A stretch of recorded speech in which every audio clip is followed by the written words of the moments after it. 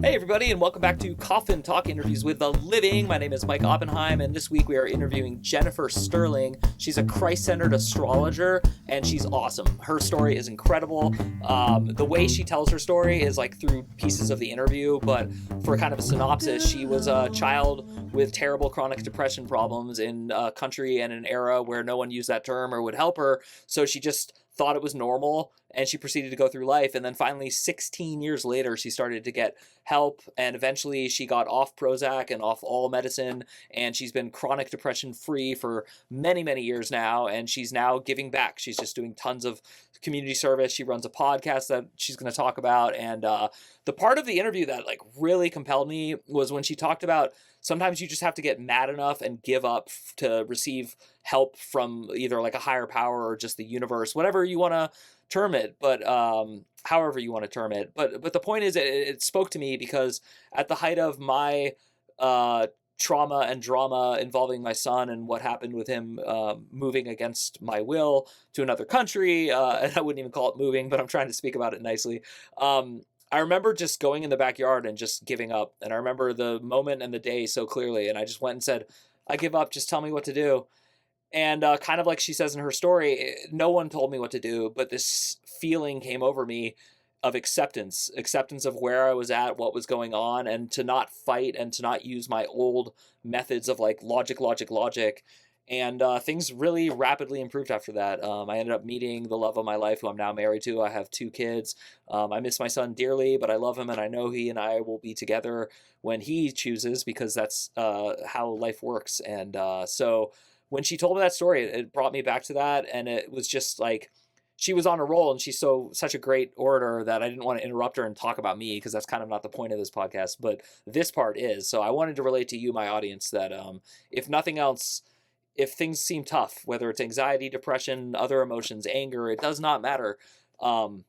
Try giving up, but in a different way. It doesn't mean like hit the bottle or start using drugs or get violent and angry or do something like quit your job and move somewhere insane, have an affair, get a car. I'm not talking about any of that. I'm not talking about the materialistic conventions that we often talk about with like a midlife crisis. I'm saying instead, try surrendering. And if you don't believe in higher powers and you think nihilism is where it's at, that's fine. Surrender to nihilism. Surrender to this idea of, why am I trying to control everything? Why can't I just live with this and see how this goes? So because we all get bad news. This week has been a terrible week for my family.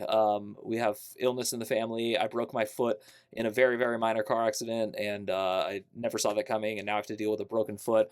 But look at the smile on my face. Seriously, it's legit and it's real, and it's because I do understand that I can take whatever life gives me because I want to live my life. I don't want to quit. I don't want to leave. I don't want to go somewhere else. I feel like there's work for me to do here. So I'm here. I'm doing work. And actually, part of it is this podcast. I just heard a podcaster say, if you don't hate podcasting, there's something wrong with you if you're a podcaster.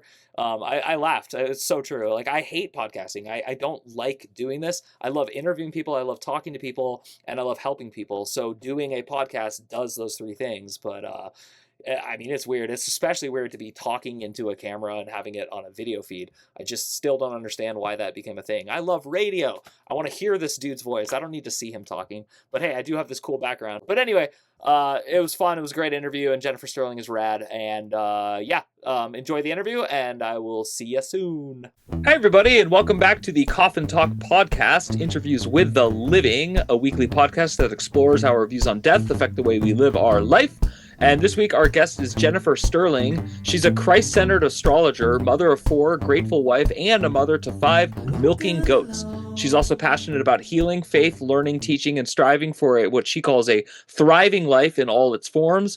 And after overcoming a 25-year stretch of chronic depression, she has started the Overcome Depression podcast to teach others how to permanently heal from depression, including things like getting off Prozac. So I'm really excited to meet Jennifer. Welcome to the show. Thanks for having me on. Yeah, our mutual friend Amanda Webster got you to come on the show, so thank you. Yeah, thank you, Amanda. And she also deals with depression and helping people, so it's a good community to be a part of. Yes. And we always ask our guests to start off with how old are you, where did you grow up, and what generation, if any, do you consider yourself a member of? I'm 41. I'm pregnant with my fourth child, so they call me geriatric at this point. I disagree. Yeah. And I technically, I guess, would be millennial generation, but I don't really love labels. Yeah. So I tell people I was the one that had really huge computer at my house that took up the entire room and had a floppy about 8 by 8 inch, if you know what a floppy is. And Nintendo with the original boing boing Yeah. Mario was the thing that Yeah. everybody was wanting for Christmas.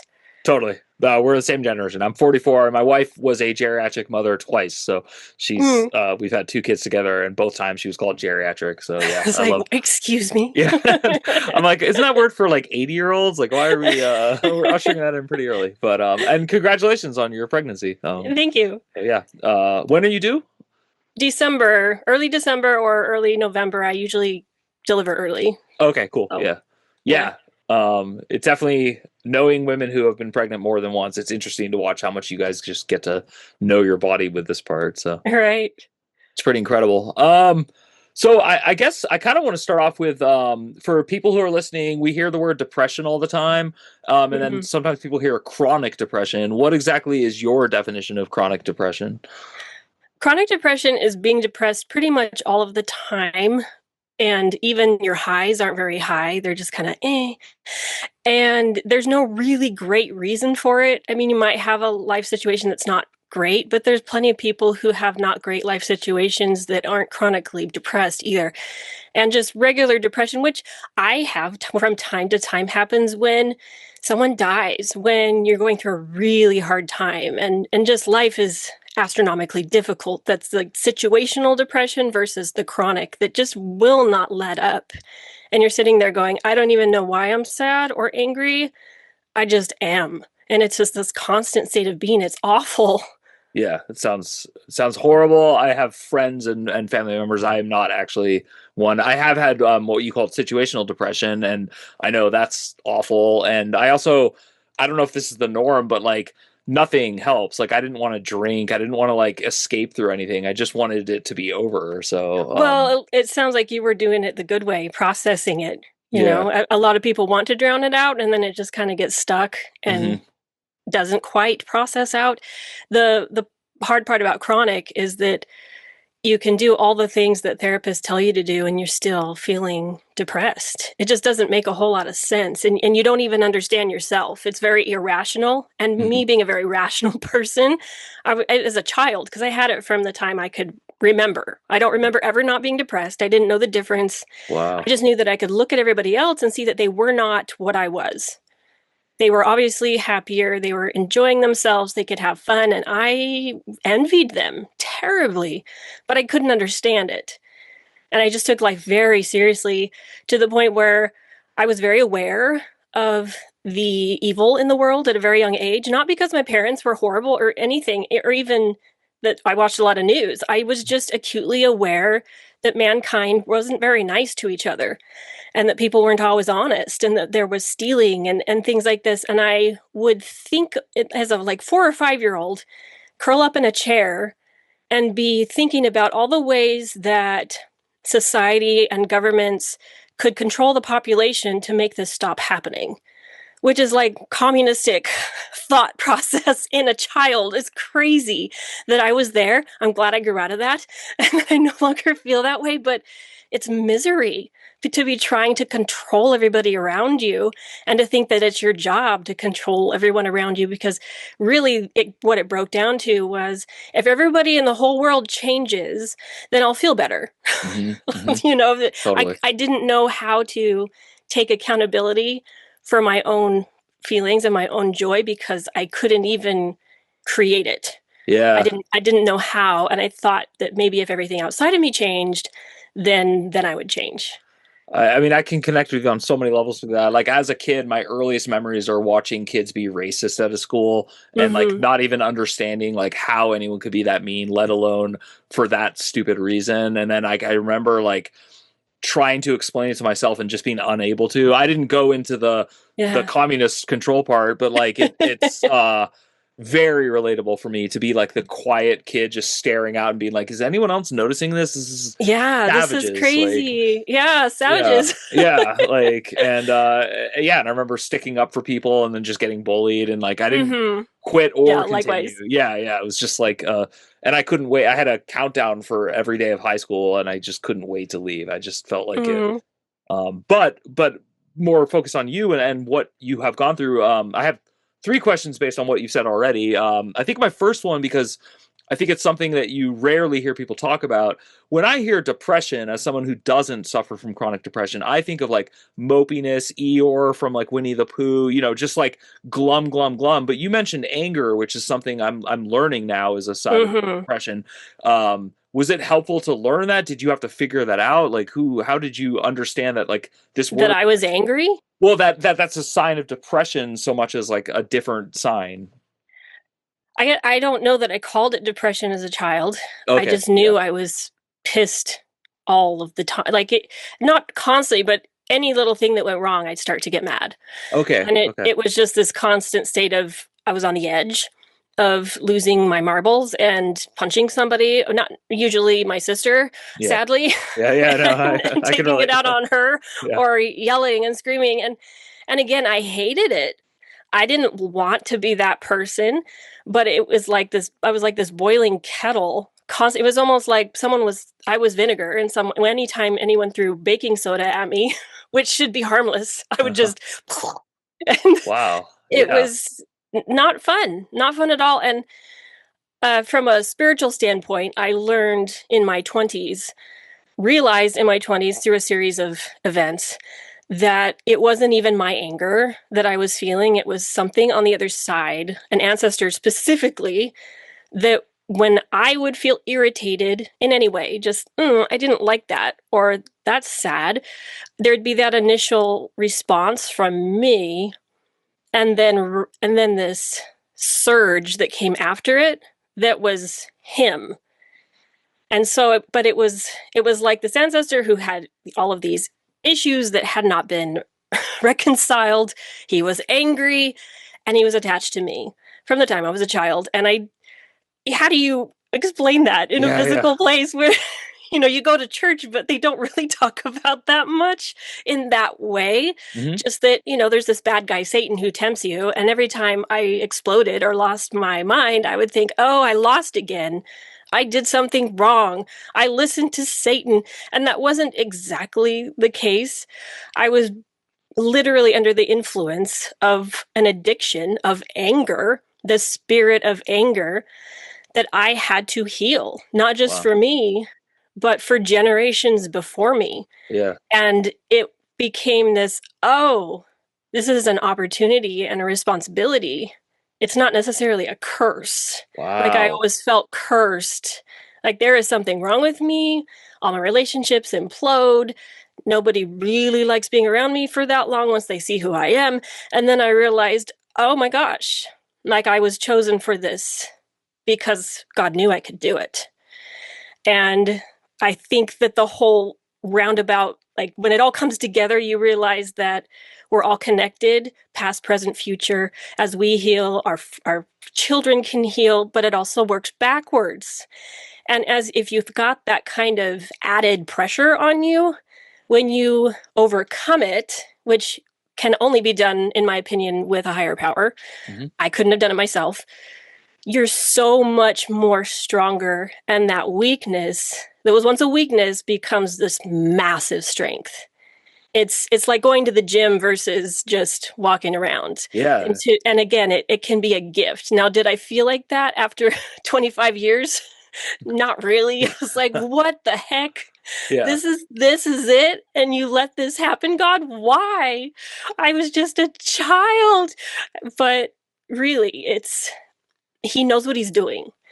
And I think that so many of us have these opportunities that we're given, but because we think we should just do it ourselves, or because we're told that this is just normal. Oh my Mhm. gosh, like how many times have I heard, oh, that mental illness, it's kind of somewhat normal these days. I'm like, don't, load of crap. Yeah. Like, Yeah. you should not accept that as normal. Accept it as an opportunity. Yeah, That like actually, that's kind of a. There's so many branches we could go on. I mean, I'm fascinated by your story, and I'm especially. I think I want to start with just a grounding of like terms so that people listening. Um, so like if you grow up in America, like in just a normal household, you know of like Christianity, and then you hear about Jesus Christ and following Christ, and I feel like there's actually a difference between the two. One is a religion, and one is the embodiment of the Son of God, and like this kind of mm, stuff. Then when you add the word astrology, that for me evokes like thoughts of Hinduism, reincarnation, which I know like the Gnostic tradition may or may not include reincarnation. So I am just curious from your standpoint. I'm not asking you to speak on anyone else's yeah, behalf. Do you believe in reincarnation? Like, where does astrology meet Christ and Christianity for you? right. I was always taught in these 3 degrees of glory, right? Okay. And I'm starting to, as I've studied other faiths, because I'm curious, like, how do these all fit together? I don't think that they're all wrong. Mhm. I think that they're all guided. I think they're all beautiful, but that we just perceive and teach it in different ways that are interpreted in different filters. And then they get taught that maybe isn't quite it, but close. And Yeah. so you've got all this confusion. So these 3 degrees of glory were considered celestial, whereas where the gods end up. You know, those who Okay. are gods and who are training to be gods, like you have made it. You're going to make some of your own worlds and have your own spirit children. Okay. That's like, and so many in my faith think that, oh, we got to do that in this life. And I'm starting to realize that I don't think that many of us are going to be doing that after this life. So I just don't. Then there's the terrestrial kingdom, which is a step above the lowest, which is telestial, but it's what I see is that's where your angels are, where you're like you did really good in this life, you went on, you became an angel, you come back and you help. And and you live in that kind of glory. Then the lowest was the telestial, and we were always taught that if you make it to the celestial kingdom, man, you failed. Like that's kind of the impression that I was given, and I'm starting to realize that is not it at all. Telestial is amazing because it's just more learning. We were taught Ah. that if you go to telestial, it's like this world, just a little better. You Mhm. know, like it's people are not quite as mean, and it's just a more glorified world, but like this one. And that's where I think reincarnation and what I believe kind of coincide is I do believe that we lived in a world before this one, pre-existence, with God. I'm starting to realize that this 3rd degree of glory that we've been taught about is that form of reincarnation where it's not this planet. We're not going to be a dog, Mhm. but if we do pretty good, and then it's time to learn something else. Okay, Mhm. Mhm. next, let's go to the next lesson, new life. Let's do this again. And you get to tell me, as far as having a conversation with God, what do you want to learn this time? That's cool. What you said do pretty good. And by the way, I am tracking with you. So my questions are Yeah. like, Well, pretty good, I yeah. guess. Like I'm more curious like is there to me it like we're both children who felt like this world has like some real negative energy. I'm going to say that Yeah. you know and then I wasn't quite ready to say like people are bad, but that was as a child how I would have seen it. I would have been Mm, like that person bad, that person good. Like how do right. you feel now as an adult with like those kind of terms? Want more interesting conversations? Head over to mikeyop.com and sign up for a premium subscription. You'll get bonus podcasts, essays, and other goodies. Plus, it's the #1 way to support the show. Just go to mikeyop.com, mikeyop.com, and click subscribe, and we'll send you a link. Thank you. I think that it really breaks down to can you forgive or not? Can you let go or not? And if you haven't mastered that one, you got to try again. Like Okay, cool. that's like Yeah. really the bottom line is can you forgive yourself? Can you forgive others? I think it will be surprising to a lot of people how others are doing after this world's over Yeah. because we just don't know. Yeah. We Yeah. don't know what's in their heart. We don't know what they're going through. We don't know Totally. what trials they were asked to overcome. And so I think it'll partly be up to us. Like, how do you think you did? Do you want to learn more? Or Wow. would you like to move on and become an angel? Like, are you done with this doing world thing? Or what do you want? And I really think that agency and our power to choose is a huge part of that. And aligning with God's will, absolutely believe that, again, we had this powwow with God before we came. What do you want? What do you want to learn? I love you so much. I'm so excited to give you this opportunity. What do you want it to be like? And then we told him, this is what I would love to learn. This is what I would love to do. And that he created this plan for us, the optimal plan, which we can either opt in or opt out of based on our choices, but the opportunities are there. And so when we align with his will, which we're always told to as Christians to try to do, Mhm. a lot of people think, well, what about what I want? But if you go back to the beginning, it is what you wanted. You don't remember. Maybe you think you want these things and you're going off into all these roads and getting in trouble, and it's really not making you happy until you align with God's will, which was always your will, Yeah, because he yeah, wants what you wanted and what you yeah. asked for. So he's trying to guide you there. And a lot of people just don't get that his will is you. It's your will.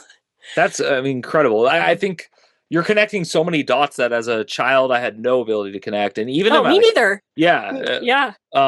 and so I guess I'm kind of getting into like, well, we already covered like the main question of the podcast, which is what do you think happens when you die? Because you told us Yeah. about different things. So I'm actually gonna skew the question for you because it just sounds fun at this point. Yeah. What do you want to happen to you when you die? Like which one do you Oh, want to go to? Yeah, I think it'd be kind of fun to do the angel thing for a while. cool.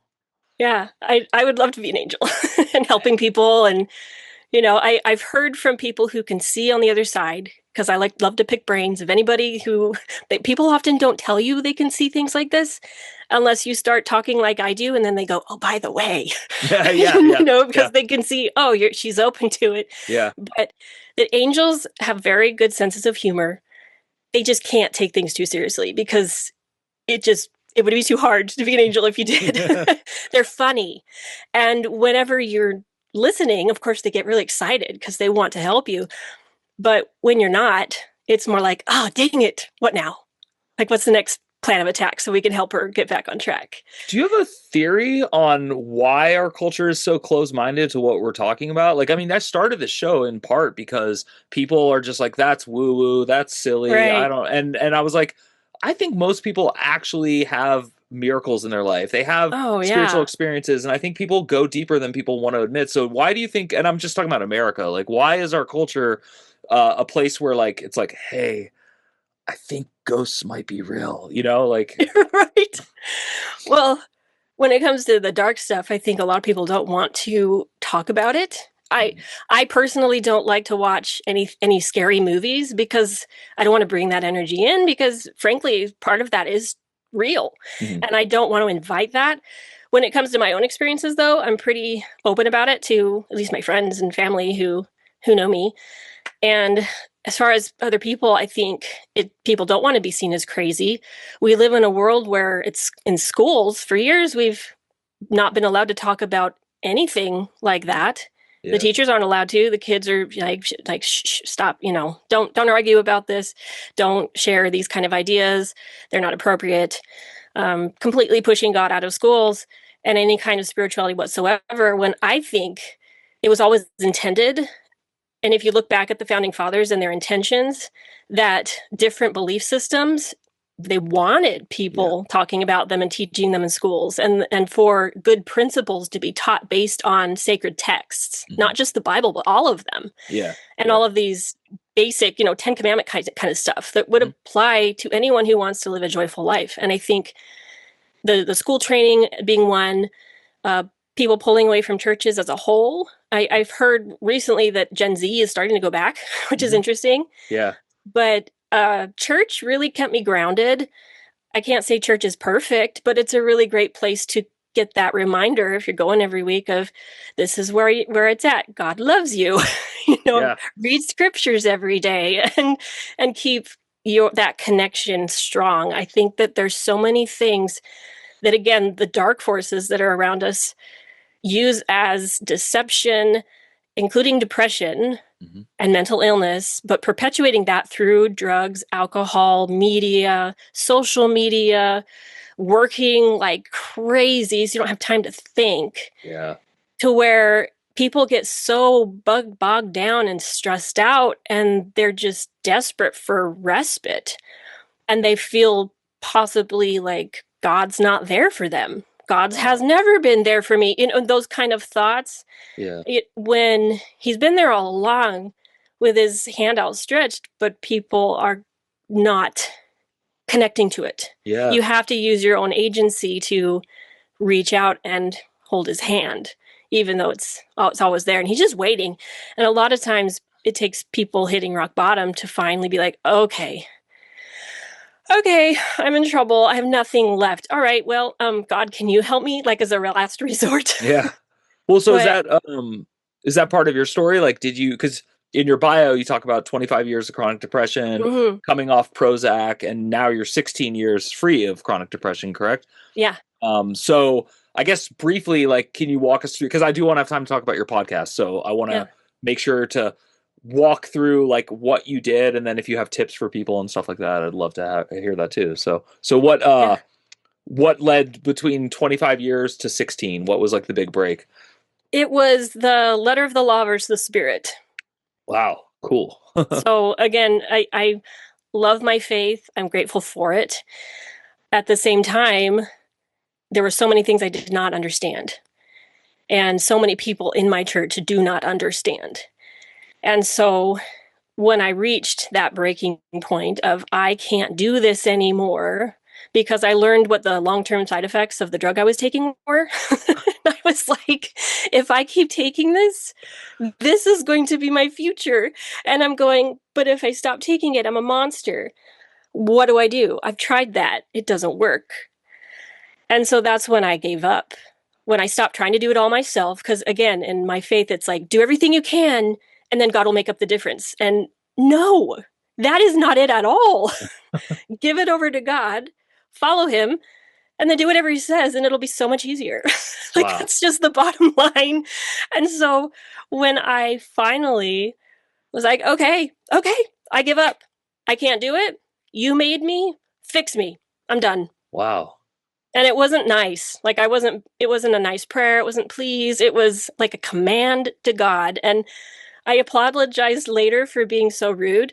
But at this at the same time, I think he was like, oh my gosh, finally Yeah, get yeah, out of the yeah. freaking way so I can help you. Yeah. And that's when some of the people I needed, the answers I needed that I'd never thought of before. And these miracles just started pouring in that I was in shock. Like, holy cow, this has been there the whole time. And it's this accessible. Like, it didn't even cost a lot of money. It was just understanding and knowledge and meeting the right people. And I met a lady who was willing to, because I think when you're that delusional, because all of us who are in mental health chaos Mhm. are very delusional. We're not in touch with reality. So you kind of need a consistent person to break up the hypnotism, I guess, Mm-hmm. for lack of a better way to say it, and to help you reprogram all the lies that you've been telling yourself for years.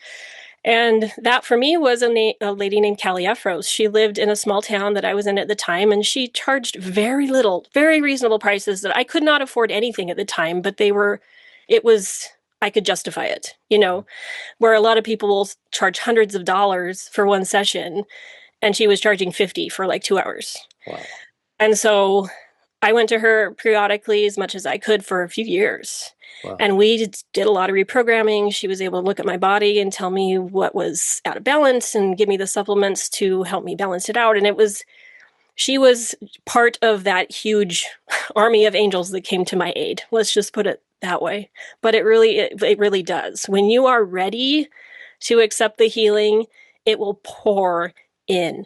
And there's not just one way to do it, which is why it's Yeah. so important to get that individual revelation, connection, help, the right people that you need, and to also understand that counterfeits will come your way, and you need to learn how to say no to those Can, because they'll be distractions. can you how would you recognize a counterfeit? Like, what's a good sign of that?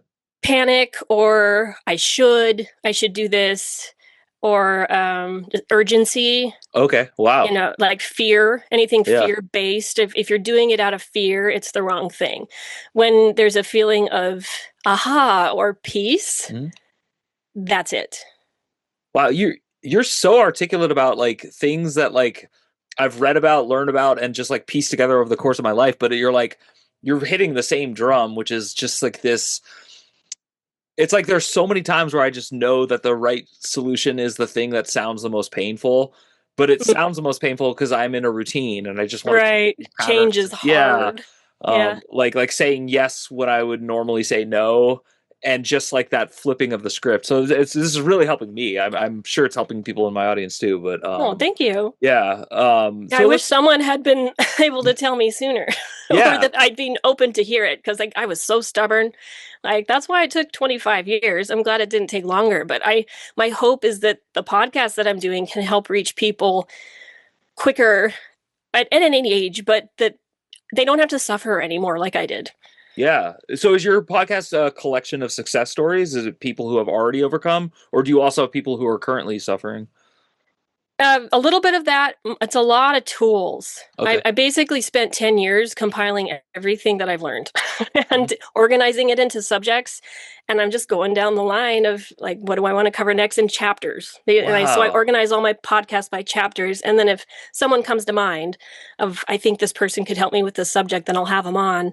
And Cool. then sometimes I'll interview someone who I feel prompted again, like I'll just know, okay, I need to have them on and I'll call them up and can you do this one with me? You want to talk about your experience?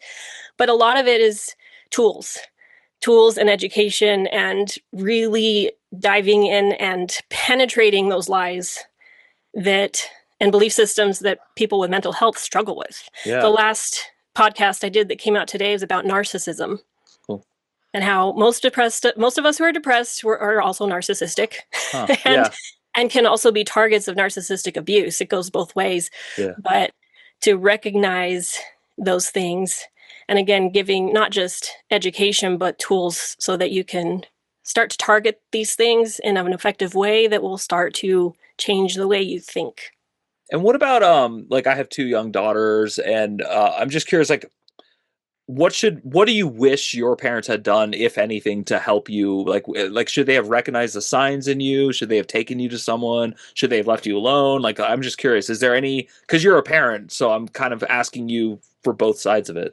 Yeah, I've taught my kids recognize things in my kids that have come up from time to time and I tackle it pretty hard. And I usually look for a spiritual root. I look at the physical, of course, and the emotional and what's going on.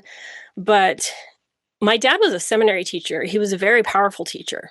Cool. And he was very well versed in the scriptures and understanding of the gospel and the Bible and the Book of Mormon.